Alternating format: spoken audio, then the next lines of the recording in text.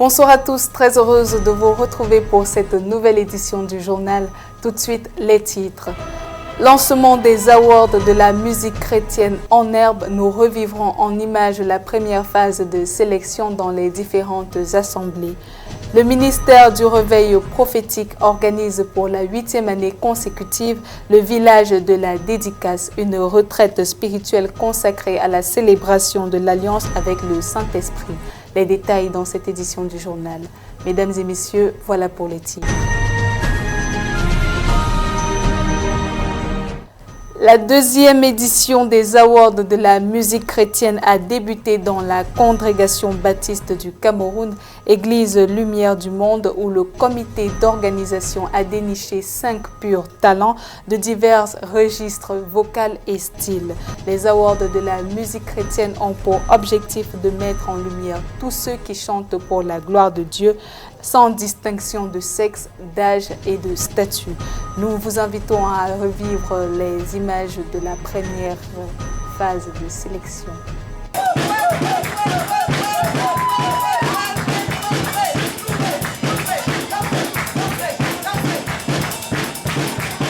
Un jury est composé après pour déterminer les meilleurs chants.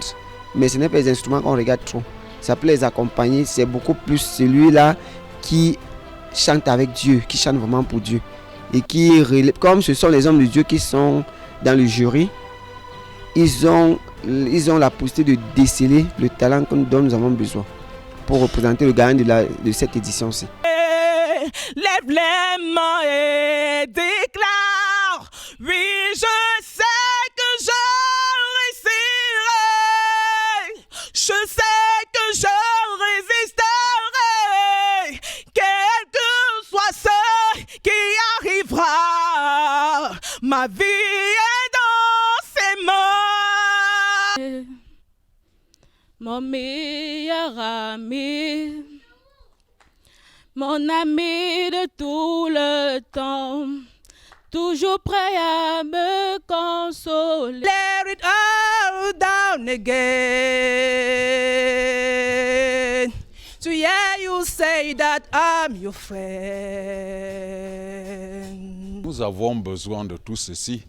Le monde nous a donné toutes les possibilités d'impacter le monde avec l'évangile. Et tout moyen mis en œuvre est le bienvenu chez nous.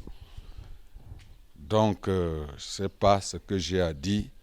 Bon, vous arrivez même qu'il y a nos instrumentistes ne sont pas là, mais je pense que Dieu au contrôle. L'Esprit de Dieu va convaincre. Et que le Seigneur bénisse ce projet. Je ne vois que du tout l'âme qui secoue.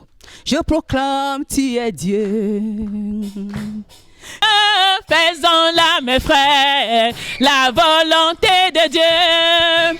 Quel que soit le prix que cela peut coûter. Le ministère du Réveil prophétique organise chaque année un événement dénommé le village de la dédicace dans le but de ramener l'Église à sa fondation et célébrer l'alliance avec le Saint-Esprit. Cette 8e édition a été marquée par la présence d'une délégation guinéenne venue spécialement pour participer à cette retraite qui s'articule autour de la question du respect de l'engagement de l'Église. C'est dans un cadre typiquement rural que des séances de prière, de louange, d'adoration et d'enseignement se dérouleront pendant 21 jours. Nous vous invitons à regarder ce reportage recueilli par notre équipe. Je suis assoiffé. Nous sommes là depuis plus de 2 semaines déjà.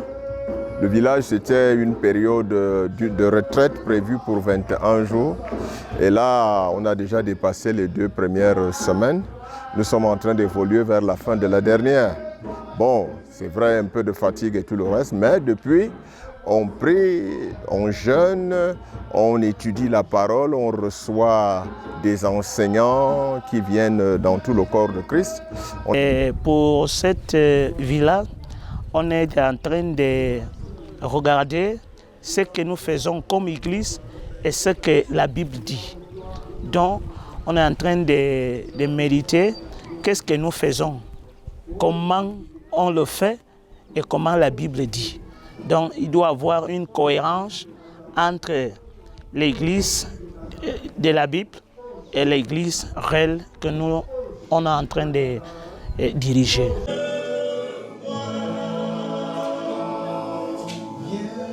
Pendant ces 2 semaines, l'impact pour moi, pendant ce village, il y a d'abord eu l'unité, il y a l'amour, voilà l'impact pour moi. Et nous avons eu beaucoup des enseignements par rapport au Saint-Esprit, par rapport à la détermination de la foi. Parce qu'on peut être croyant, mais on croit à Christ. On croit en qui? Tout le monde est croyant, mais tout le monde ne croit pas en Jésus-Christ. On a eu beaucoup des enseignements au point où nous irons y donner à plusieurs lorsque nous sortirons d'ici.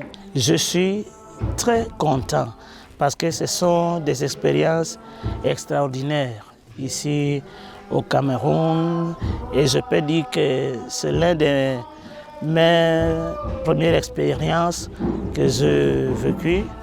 Et donc, je peux te dire qu'avec toute la sincérité que je suis très content.